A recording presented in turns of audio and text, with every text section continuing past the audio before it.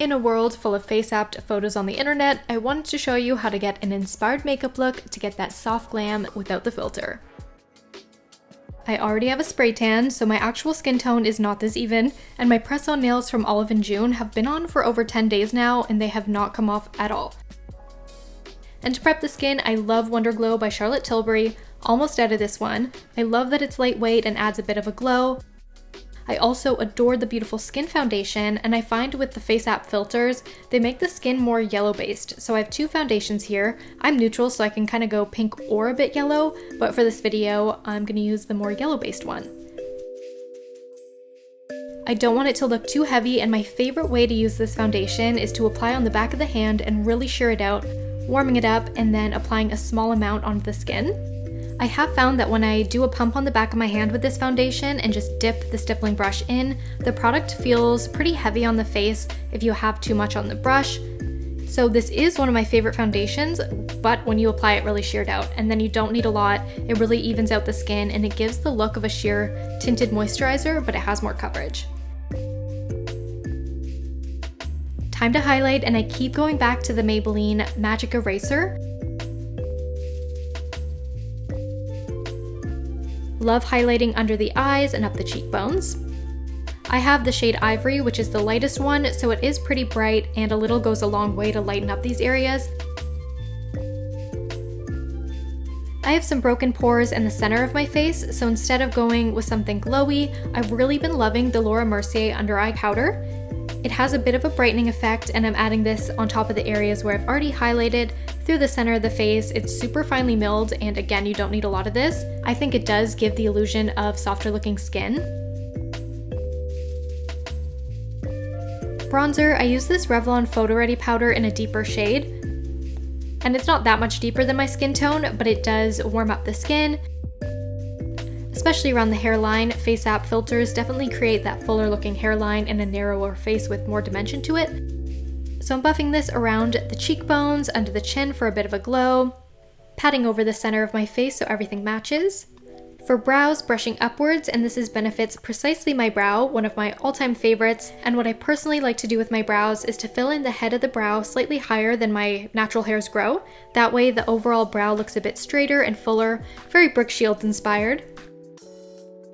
You can raise the arches of your brow slightly for a bit of a snatch look, and my favorite brow setter is also by Benefit. It's the 24-hour brow setter, but I often don't use a brow setter anymore. I find it's just easier to take my makeup off without using one. The Hollywood filters on FaceApp really make the makeup look so blended to a point where it's pretty hard to do that in real life. So instead of using a contour shade like I usually do, I'm just going to build up with a bronzer and a blush so that it looks more seamless. Won't look quite as sculpted, but it'll definitely be glowy. Fading over the tip, and I got this new Bare Minerals blonzer. I have two shades here. I love the packaging. I really like Bare Minerals. I feel like they've definitely had a modern rebrand, and they have great quality products. I'm taking Copper Kiss, and I'm patting this through the cheeks. It adds a really pretty glow. And the point of these are to be a mix between a bronzer and a blush, so you can get a sun-kissed look, go over your nose bridge for kind of a sunburnt look. And I usually stay away from adding bronzer over my nose bridge because it kind of accentuates the width of it, and I tend to try to make it look thinner, but I thought I would try it out, see how I like the look. And I love the Charlotte Tilbury Spotlight Highlight Wand. Check out my short on YouTube if you want to see a dupe comparison, but I was feeling the ColourPop Super Shock Highlighter today. I also noticed the filters added a glow to the nose tip and side of the nose right where I'm applying it, as well as the inner corner of the eye, and some on the brow bone. Super Shock highlighters are my favorite products from ColourPop. If you've never tried them before, you've got to. They're very unique. They're kind of a putty texture. My favorite summer palette is by Dominique. It's called The Moment, and it's Mermaid Golds. I'm not going super bold with this eyeshadow look, but I'm obsessed with the gold, bronze, and teal in this palette. If you want to see more of my own looks that I do for different photo shoots, I'm often getting ready a little too quickly to film a full tutorial, but I film behind the scenes on my vlog channel. I'm taking a medium matte brown all the way through the crease, extending it into an outer V and blending in. And then I'm taking a deep blue, you could also use a gray, and I'm adding this under the bottom lash line and really subtly blending it out for a very soft smoke. The brush I'm using here is by the brand Joa Beauty. You can find them at the drugstore, and I always recommend Charlotte Tilbury eye makeup brushes, and this dual-ended Joa Beauty brush is similar to two of my favorite brushes from Charlotte Tilbury.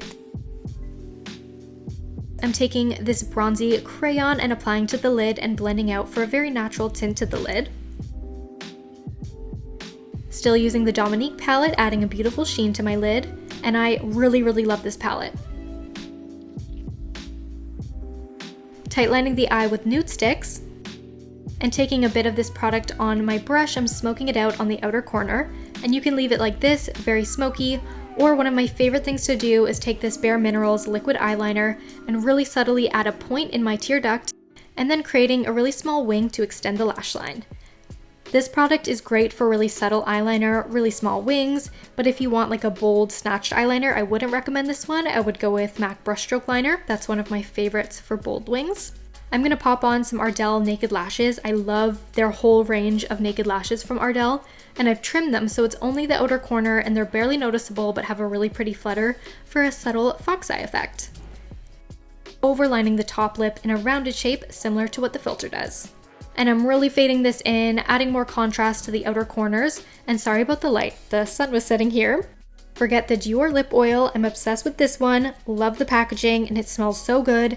It's a really comfortable shine and I think it adds something to this great everyday look. Here I'm quickly going to throw my hair up in a claw clip because that is how I've been wearing my hair a lot as it's getting hotter in Florida. So as I toss up my hair, let's discuss filters. The biggest problem with filters is the Photoshop component when they change the size or dimensions of your features to mold everyone into a similar face, not just adding makeup or a light retouch. And to me, beauty's an illusion. I love to change my features and experiment with makeup, but that does wash off, and adding filters on top of that makeup that already enhances features starts to look really uncanny in my opinion. Similar to the Facetune era when people basically removed their noses altogether, but at that time that editing style was widely reposted and felt like the norm of a good makeup selfie. So I think it always comes in waves. People flock to an app, everything looks too similar, people reject it, and then it happens again. But in terms of makeup photos, I think learning some photography, I'm still learning, I'm not very good, Photoshop or figuring out good lighting will remove the need for filters. Plus, those are a great creative skill to have. But I also think it's really important not to shame anyone for using a quick filter, because if you're in a place that you don't want to take a photo with your friends, document any memories because you're feeling self-conscious about the way you look, I'd rather someone put a fun filter on and continue to have a good time than potentially hate a photo, feel really down about that. But I would love to know your opinion on filters down below, and I hope you liked this soft glam makeup. For more similar to this, you might like the Kendall Jenner tutorial, or if you're looking for something uber glam, check out the Pamela Anderson transformation, and I'll see you in my next video.